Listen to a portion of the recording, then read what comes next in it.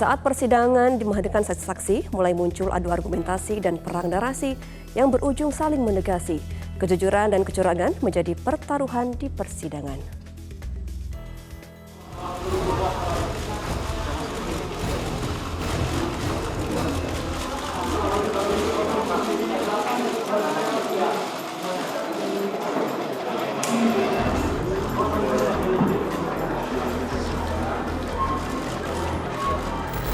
Jujurlah sejujur-jujurnya agar pemulihan nama anak saya jangan skenario itu terus. Itu anak saya sudah terbunuh dengan sadis dan keji, masih juga selalu difitnah, ini terus rekayasa mereka. Jadi berada ada di dalamnya, mohon. Karena kita diajarkan saling berkata jujurlah, saling mengampuni. Berkata jujurlah sejujur-jujurnya. Jangan ada yang ditutup-tutupin, jangan ada yang pembohong dengan pembohong diikuti terus. Kami mohon sebagai orang tua, ibu yang betul-betul berduka berat dengan kepergian anak kami yang sudah dirampas nyawa. Sebenarnya secara manusia, kalian tidak ada hati nurani sedikit pun bahwa anakku menyelamatkan anakku. Tapi kami masih diajarkan secara yang punya iman kepada Tuhan, saling mengampuni. Jadi kami mohon ya, agar arwah anak kami tenang, tolong berkata jujurlah. Jeritan darahnya, tangisannya, biar Tuhan menerima dia di sisinya.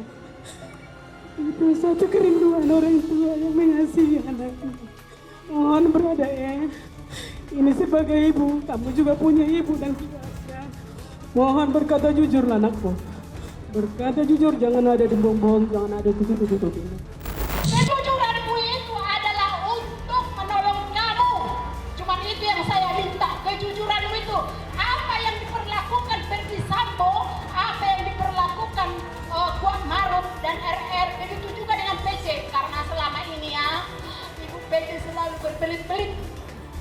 Skenario-skenario yang dilakukan Ibu PC sama Verdi Sambo. Jadi saya harapkan berkata jujur agar Tuhan maaf. Saya akan berkata jujur, saya akan membela untuk terakhir kalinya, akan membela abang saya, Bang Yos, terakhir kalinya. Saya siap untuk apapun yang akan terjadi dan apapun putusan untuk diri saya. Untuk saya pribadi, saya tidak mempercayai bahwa Bang Yos setega itu melakukan pelecehan. Saya tidak meyakini Bang Yos telah melakukan pelecehan. Itulah janji dan pengakuan terdakwa Richard Eliezer Pudihang Lumiu alias Baradae di hadapan orang tua dan keluarga Brigadir Yosua di ruang sidang PN Jaksel 25 Oktober lalu. Merespon pernyataan Eliezer, istri Verdi Sambo, Putri Chandrawati, melalui kuasa hukumnya bersikukuh mengaku dilecehkan secara seksual oleh Brigadir Yosua. Ada peristiwa di tanggal 7, dugaan adanya kekerasan seksual yang menurut kami itu setidaknya ada 4 bukti yang mendukung fakta dugaan kekerasan seksual tersebut. Kemudian ada bukti-bukti lain yang fakta-fakta lain yang juga sebenarnya hilang di dakwaan. Misalnya kalau teman-teman cermati dakwaan tersebut, ada satu komunikasi yang muncul di rekonstruksi sebenarnya yang justru hilang di dakwaan. Misalnya klarifikasi yang dilakukan oleh Pak Verdi Sambo di rumah Duren 3 itu tidak muncul, seolah-olah kemudian hanya langsung terjadi penembakan. Sementara bagi keluarga Brigadir Yosua, kasus pelecehan itu sudah ditutup lantaran polisi sudah menghentikan kasusnya. Soal dilecehkan itu sudah ditutup itu.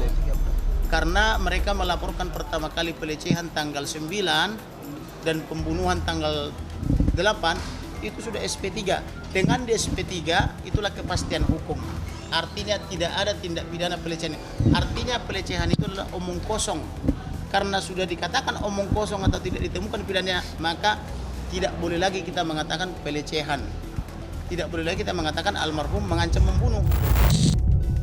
Meski ada kekerasan seksual pada Putri Chandrawati dalam kasus pembunuhan Yosua, tidak akan menghilangkan dan menghapuskan pidana pembunuhan berencana. Kalau ada kekerasan seksual, PPKS itu tersendiri, tidak harus dibuktikan.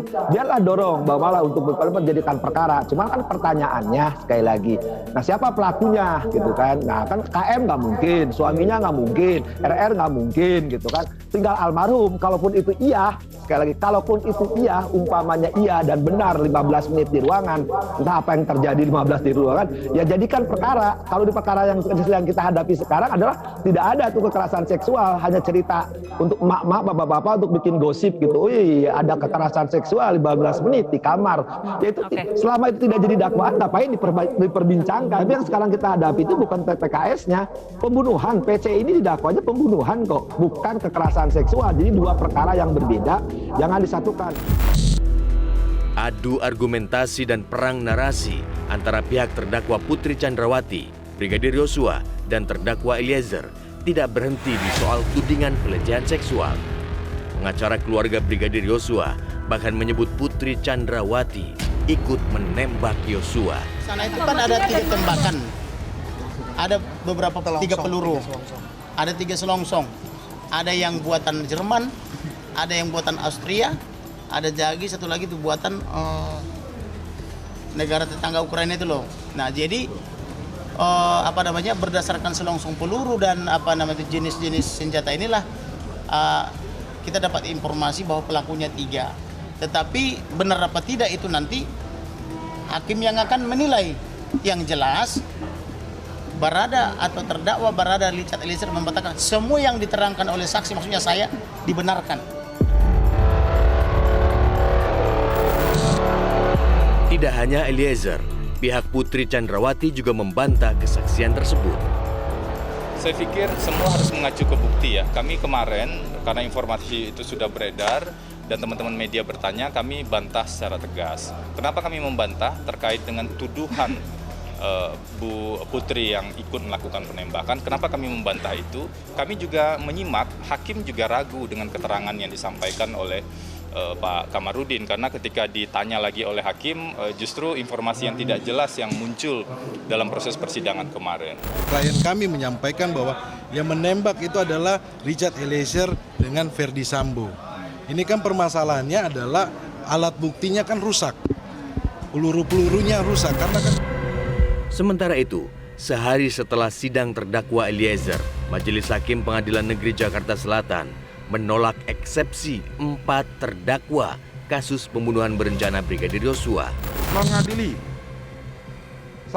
Menolak keberatan dari penasihat hukum terdakwa Ferdi Sambo SH SIK MH untuk seluruhnya.